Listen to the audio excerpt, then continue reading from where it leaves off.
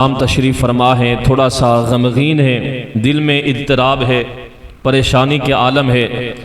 حضرت سیدنا فاروق اعظم رضی اللہ تعالی عنہ حاضر ہوئے، عرض کی یا سید یا رسول اللہ صلی اللہ علیہ وسلم، آپ کیوں پریشان ہوتے ہیں؟ حالانکہ اللہ بھی آپ کے ساتھ ہے، اللہ کے فرشتے بھی آپ کے ساتھ ہیں، ابو بکر صدیق بھی آپ کے ساتھ ہیں، میں بھی آپ کے ساتھ ہوں۔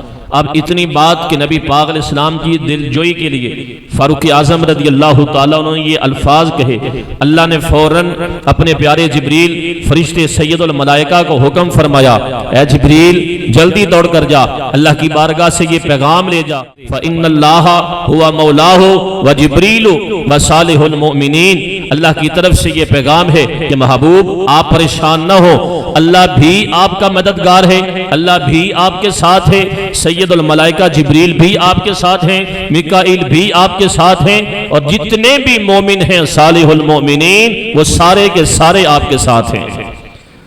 اب کسی کی تفسیر نہیں، کسی کی بات نہیں، کسی مفسر کی بات نہیں۔